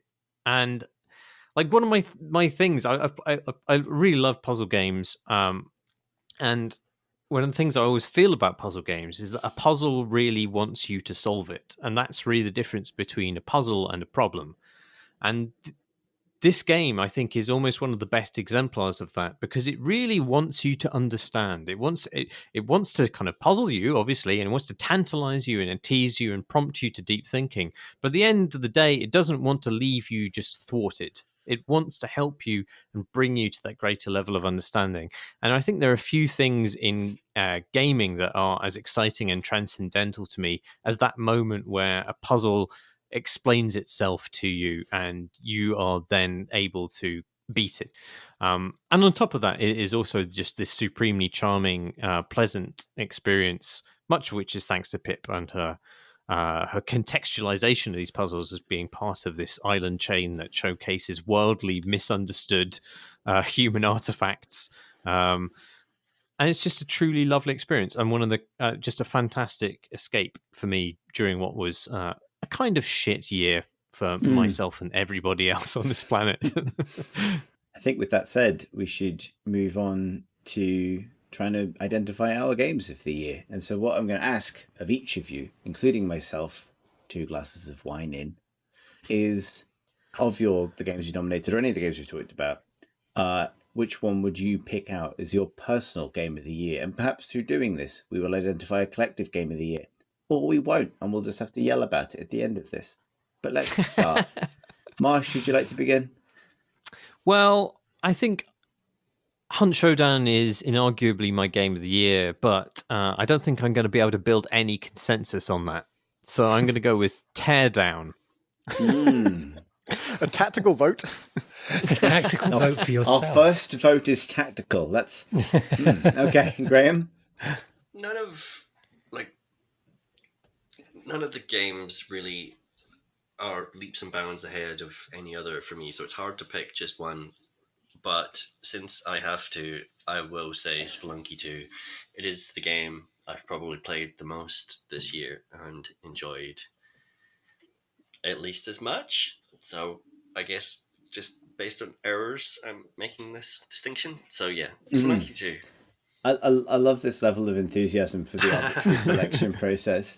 Very good. I think all Game Awards shows should be presented with this tone. In the podcast voice. Yeah, I guess. Tom S.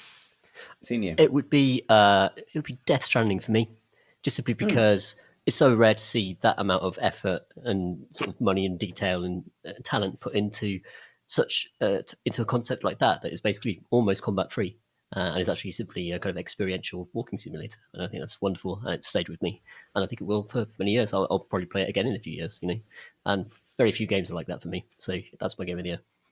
Lovely. Tom Francis. Yeah, this year was tough. This is the toughest year I can remember to actually have a particular pick. And I think it's Monster Train. Surprisingly, I wouldn't have sort of... that wasn't on my mind as my front runner until I really sat down to think about it. And I just thought about it's just that mix of, it was wildly exciting. It has really brave mechanical ideas and lets you do wild things that just, send your brain into overdrive. And it doesn't come with a big sort of, I used the term sugar crash earlier. Like it has limitations, but it's not like you hit a brick wall and then you're like, oh, fuck this game. Like the other games in this list that I'm really excited about, I also got really frustrated with, and they really kind of stung me for my investment in them. And Monster Train never did. It was just, it hasn't lasted forever, but it was just a wonderful time while I was super excited about it. And it's still something I'll keep going back to as they add to it, and will always be a enduring pleasure, I think. Alyx. Well, it's more choice agony for me as well. Should have got you to choose last so we could yell at you. Emit a beam. If you do choose Destiny, I will delete this file. Why are we so mean to Alyx? Well, Alex, if you are stuck for choice right now, I can say mine, and then I just realized I'll go on. I can go on. I think Teardown in the heart, Monster Train in the hands, Monster Hand in the streets, Teardown in the sheets. I don't know where you go next. Yeah, no, it's spectacular and gives you everything you want in the streets, and it's quick as humanly possible in the sheets. I think it's going to be Teardown because of where it took games and where it took some of the dreams about games, and Teardown. All right. I can't believe Marsh's preemptive tactical vote has worked in the way that it has. It's paying off, yeah. I always have a tough call with this as well, because I think it's not going to be the game that I played the most, or the game that I like. Well, I will say this: I think the game that has sort of singularly kind of surprised and delighted me the most this year is Star Wars Squadrons, and I think it's the game that I feel most uniquely positioned to say, hey, if you didn't play this, really consider playing this, because I think it's good value for what it is. I think it offers a really fun little experience. And if that fantasy appeals to you, then I don't think it's been done better. However, I'm reminded that like in previous years of doing this, I do feel like I need to say, like, if there was one game from this year that I would say like I could give to most people and they could play and find something to enjoy in it, which previously was like the Subnautica Award for offering something to a lot of different people.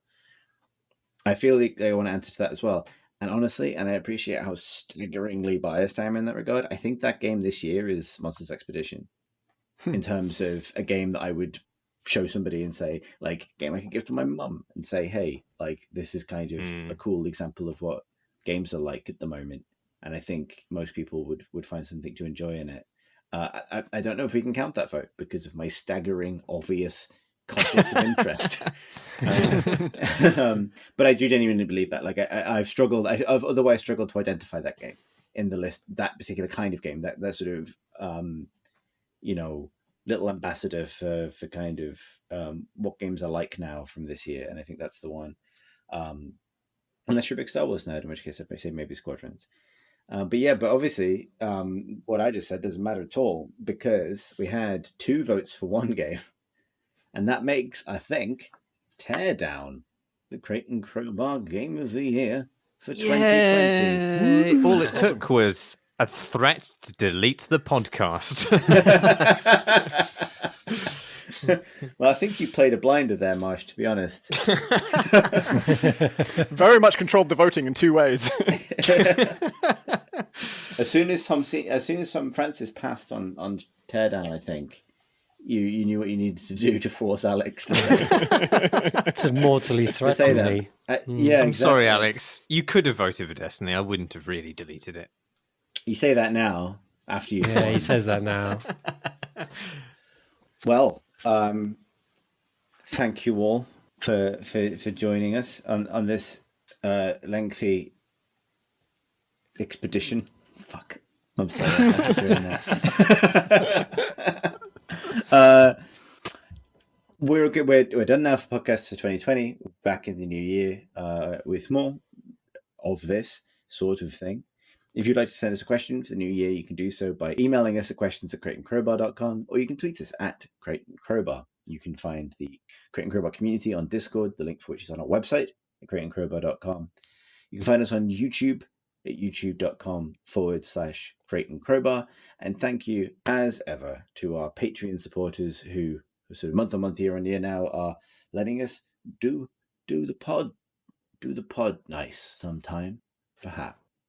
It's good. Thank you. If you'd like to find out more about that, you can do so at patreon.com/crate and crowbar. I think that's it for 2020 in this particular regard. I have been Chris Thurston.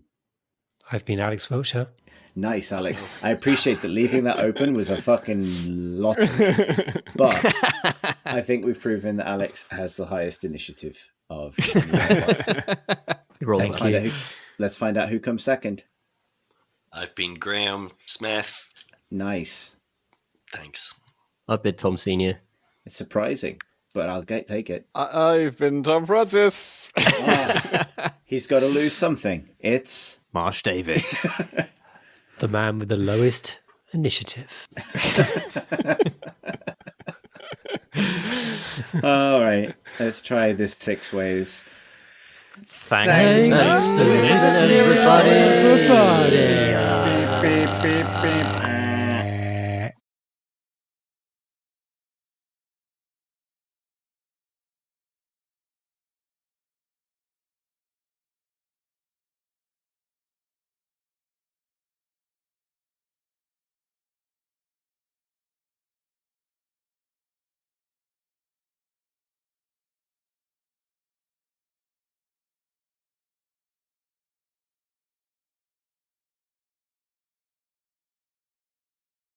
Eggy, eggy, eggy. Oi, oi, oi. Eggy, eggy, eggy. Oi, oi, oi. Eggy, eggy, eggy. Oi, oi, oi. Fuck your eggs. Wow. I love the egg personally, but I respect your opinion.